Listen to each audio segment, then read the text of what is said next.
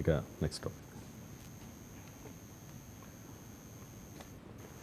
BRS party Telangana తెచ్చిన తెలంగాణ సాధించడంలో అప్పుడు ఆ పార్టీ కానీ లేకపోతే కేసీఆర్ కానీ చేసింది అంటే ప్రజలు బహుశా నమ్మారు సార్. నమ్మి 10 ఏళ్ల పాటు అధికారం వాళ్ళకి కట్టపెట్టారు, ఇచ్చారు.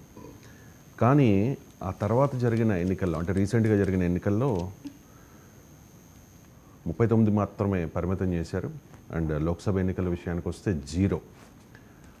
ఇప్పుడు మళ్ళీ చెప్తూ ఉన్నారు సార్ కేటీఆర్ కానీ హరీష్ కానీ కేసీఆర్ కానీ. మొన్న కేసీఆర్ కూడా ఒక కామెంట్ చేశారు కదా సార్, కొడితే దెబ్బ ఈసారి గట్టి కొడతాను అని చెప్పేసి. కానీ ఈ ఎమ్మెల్సీ ఎలక్షన్స్ విషయానికి వచ్చేసరికి బీఆర్ఎస్ పార్టీ దూరంగా ఉండాలని నిర్ణయించుకున్నట్టుగా విశ్వసనీయ సమాచారం సార్. అండ్ ఒక గ్రాడ్యుయేట్ ఎమ్మెల్సీ ఎలక్షన్ ఒక సీట్కి 2 టీచర్స్ ఎమ్మెల్సీ సీట్స్కి తెలంగాణలో పోటీ జరుగుతోంది, ఎన్నికలు ఉండబోతున్నాయి. కానీ ఈ వీటికి బీఆర్ఎస్ పార్టీ దూరంగా ఉండాలి అని నిర్ణయించుకుందట. అండ్ ఎవరికి కూడా మద్దతు ఇవ్వము అని చెప్తూ ఉన్నారట. చాలామంది బీఆర్ఎస్ నాయకులు ఆశావాహులు ఉన్నారు సార్, వాళ్ళు పోటీ చేయడానికి ముందుకు వస్తూ ఉన్నా కూడా నో చెప్తూ ఉన్నారట. ఎందుకు సార్ ఇది? అంటే ఇది ఏమి కొత్త కాదు. మీకు 2018లో కూడా పోటీ చేయలేదు వాళ్ళు. 2019 లోక్సభ ఎలక్షన్స్కి ముందు, అసెంబ్లీ ఎలక్షన్లకు ముందు, 2018 అసెంబ్లీ ఎలక్షన్లకు ముందు వచ్చింది. అసెంబ్లీ ఎలక్షన్లు మీకు 2018 డిసెంబర్లో జరిగితే 2018 మార్చిలో ఎమ్మెల్సీ ఎలక్షన్ జరిగినాయి. నాకు గుర్తు అప్పుడు కూడా ఎవరికి మద్దతు ఇవ్వలేదు. అందువల్ల అక్కడున్న రాజకీయ పరిస్థితుల వల్ల టీచర్ ఎమ్మెల్సీ ప్రధానంగా టీచర్ల సంఘాల మధ్యన పోటీ ఉండేది. బీజేపీ మొదటి నుంచి కూడా పోటీ చేసింది, ఎందుకంటే వారికి ఆర్ఎస్ఎస్ అనుబంధ ఉపాధ్యాయ సంఘం ఉంది. బీఆర్ఎస్కు డైరెక్ట్గా అనుబంధ ఉపాధ్యాయ సంఘం లేదు. సో ఆర్ఎస్ఎస్కు తెలంగాణ అధ్యాపక సంఘాన్ని, ఆర్ఎస్ఎస్కు అనుబంధ ఉపాధ్యాయ సంఘం ఉంది కనుక భారతీయ జనతా పార్టీ మొదటి నుంచి ఇక్కడే కాదు దేశవ్యాప్తంగా కూడా గ్రాడ్యుయేట్స్ టీచర్ ఎమ్మెల్సీ ఎలక్షన్లో సీరియస్గా పోటీ చేసేది బీజేపీయే. ఆ తర్వాత మీకు అన్ని పార్టీలు ఎంటర్ అయ్యాయి. బీఆర్ఎస్ మీకు 2018 అసెంబ్లీ ఎలక్షన్ల ముందు వచ్చిన ఎమ్మెల్సీ ఎలక్షన్లో నాకు గుర్తుతో పోటీ చేయలేదు. టీచర్ ఎలక్షన్లో కూడా ఉపాధ్యాయ సంఘాల అభ్యర్థులుగా గెలిచిన వారు ఇప్పుడు పాటూరు సుధాకర్ రెడ్డి, జనార్దన్ రెడ్డి వీళ్ళు తర్వాత బీఆర్ఎస్లో చేరారు. చేరిన తర్వాత వాళ్ళు మళ్ళీ నెక్స్ట్ టైం పోటీ చేసేటప్పుడు ఆయా పార్టీల తరఫున పోటీ చేయొచ్చు. కానీ ప్రధానంగా ఉపాధ్యాయ ఎమ్మెల్సీ ఎన్నికలు ఉపాధ్యాయుల మధ్యనే ఉంటుంది, అది ఉపాధ్యాయ సంఘాల మధ్య ఉంటుంది.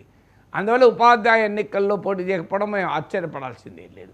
అధికారంలో ఉన్నప్పుడు ఏమవుతుంది అంటే సహజంగా పీఆర్టీయూ ఎవరు అధికారంలో ఉంటే వారికి అనుకూలంగా వ్యవహరిస్తూ వచ్చింది. గతంలో కాంగ్రెస్ అధికారంలో ఉన్నప్పుడు కాంగ్రెస్తో ఉంది, తర్వాత బీఆర్ఎస్ అధికారంలోకి వచ్చాక బీఆర్ఎస్కి అనుకూలంగా వ్యవహరించింది. అందువల్ల పీఆర్టీయూ లాంటి బలమైన సంఘం ఉన్నప్పుడు వాళ్ళకు పరోక్షంగా సహకరించడం, పీఆర్టీయూ తరఫున గెలిచిన వాళ్ళందరూ అధికార పార్టీలను చేరారు, అప్పుడైనా ఇప్పుడైనా ఎప్పుడైనా. సో అందువల్ల ఉపాధ్యాయ ఎన్నికలు దూరంగా ఉండడం ఆశ్చర్యం లేదు. ఇక మిగిలింది గ్రాడ్యుయేట్ ఎలక్షన్. గ్రాడ్యుయేట్ ఎలక్షన్లో ఆదిలాబాద్, కరీంనగర్, నిజామాబాద్, మెదక్ ఇది Jeevan Reddy sitting seat. Last time కూడా జీవన్ రెడ్డి పైన బీఆర్ఎస్ అఫీషియల్గా పోటీ చేయలేదు.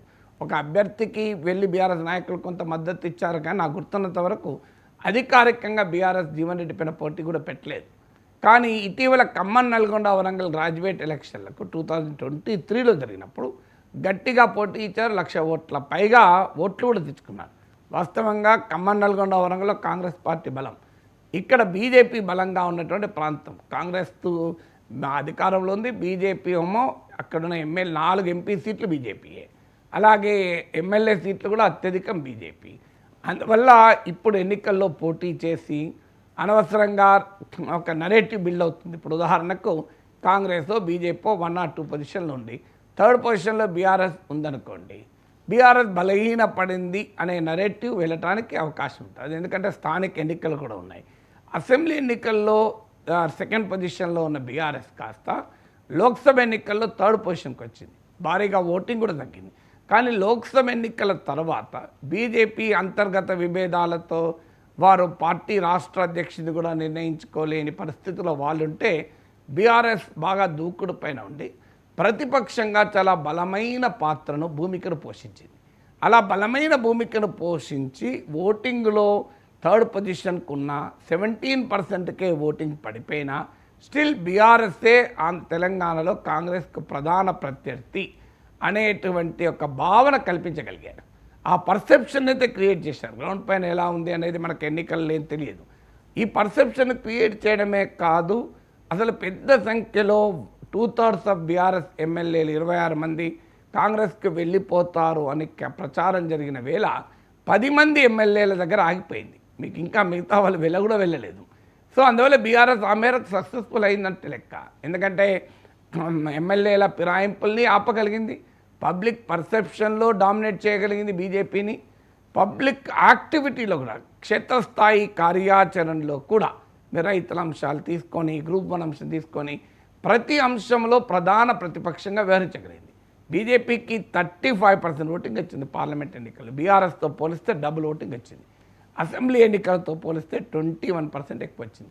బీజేపీ ఒక అద్భుతమైన అవకాశాన్ని వదులుకుంది ఒక రకంగా ఆ పార్టీలోని అంతర్గత సమస్యల వల్ల. అందువల్ల ఇప్పుడు ఈ అడ్వాంటేజ్ నేను చెప్పినట్లు ఒక ఓటింగ్లో దెబ్బతిన్న అసెంబ్లీ ఎన్నికల లోక్సభ ఎన్నికల్లో పబ్లిక్ పర్సెప్షన్లో క్షేత్రస్థాయి పొలిటికల్ అండ్ పబ్లిక్ యాక్టివిటీలో అలాగే పాపులర్ పర్సెప్షన్లో ఒక తానే ప్రధాన ప్రత్యర్థిగా నిలబడి పార్టీ ఎమ్మెల్యేల ఫిరాయింపులను కూడా ఆపుకోగలిగిన BRS Khammam, Nalgonda, Warangal assembly MLC ఎన్నికల్లో 1,00,000కు పైగా ఓట్లు తెచ్చుకుంది. వాస్తవంగా అది కాంగ్రెస్కి అత్యంత బలమైన సీటు.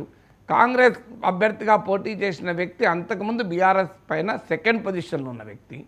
ప్రొఫెసర్ అప్పుడున్న 3rd పొజిషన్లో ఉన్న కోదండరాం కాంగ్రెస్కి మద్దతు ఇచ్చాడు. వామపక్షాలకు బలం ఉన్న ప్రాంతం ఖమ్మం, నల్గొండ ఎంతో కొంత, వాళ్ళు కాంగ్రెస్కే మద్దతు ఇచ్చారు. అన్ని అనుకూల పరిస్థితులు, ఆడ ఎమ్మెల్యేలు పార్టీయే, ఎంపీలు పార్టీయే, అయినా కూడా గట్టి పోటీ ఇచ్చారు. 1,00,000 పైగా ఓట్లు తెచ్చుకున్నారు. ఇప్పుడు ఈ అడ్వాంటేజ్ను కాస్త ఉత్తర తెలంగాణలో పోటీ చేసి ఎందుకు కోల్పోవాలి అనేటువంటి భావన బీఆర్ఎస్లో ఉండొచ్చు.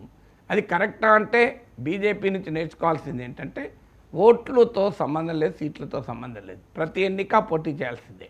ప్రతి ఎన్నికను పోటీ చేయడం ద్వారా పార్టీ జెండాను పరిచయం చేయొచ్చు, పార్టీ గుర్తును పరిచయచ్చు, పార్టీ క్యాడర్ను యాక్టివేట్ చేయొచ్చు. అది బీజేపీ విధానం. కమ్యూనిస్టుల విధానం కూడా చూడండి మీరు. అసలు బలం లేకపోయినా, ఎన్నడూ గెలవకపోయినా కూడా పోటీ చేస్తూనే ఉంటారు, చేసే అవకాశం ఉన్న చోట. భారతీయ జనతా పార్టీ అయితే ప్రతి ఎలక్షన్ను సీరియస్గా తీసుకుంటే నార్మల్గా తీసుకోదు. ఇలా బీజేపీ స్థాయిలో పెరగటానికి కూడా అదే కారణం. ఏ ఎన్నికను లైట్గా తీసుకోదు. ఈవెన్ మీకు ఆంధ్రప్రదేశ్లో చూడండి, తెలుగుదేశం పార్టీ ప్రతిపక్షంగా ఉన్నప్పుడు ఒక సానుభూతి, ఒక ఎమ్మెల్యే చనిపోతే పోటీ చేయకపోయినా కూడా బీజేపీ మాత్రం పోటీ చేసేది. సో అందువల్ల రాజకీయ పార్టీ అనేటప్పుడు హెచ్చుతగ్గులు ఉంటాయి, ఒడిదుడుకుంటాయి. But they should fight every election. ఒక ఎలక్షన్ ఫైట్ చేస్తా, ఒక ఎలక్షన్ ఫైట్ చేయాలంటే క్రికెట్ ఉదాహరణ వస్తుంది. క్రికెట్లో ఏం చెప్తున్నారు ఇప్పుడు, రోహిత్ శర్మ, విరాట్ కోహ్లీలు ఫస్ట్ క్లాస్ క్రికెట్ ఆడతలేరు, అందుకే టెస్ట్ క్రికెట్లో వాళ్ళు పర్ఫామ్ చేయలేకపోతున్న విమర్శ. ఇప్పుడు మా విరాట్ కోహ్లీ దాని నుంచి అర్థం చేసుకొని మొదటిసారి రంజీ ట్రోఫీ ఆడాడు, చాలా ఏళ్ళ తర్వాత రంజీ ట్రోఫీ ఆడాడు మొన్న విరాట్ కోహ్లీ. సో అందరూ ఫస్ట్ క్లాస్ క్రికెట్ ఆడాల్సిందే అని కోచ్ కండిషన్ పెడుతున్నాడు. సో అందుకు విరాట్ కోహ్లీ అంగీకరించి రంజీ ట్రోఫీ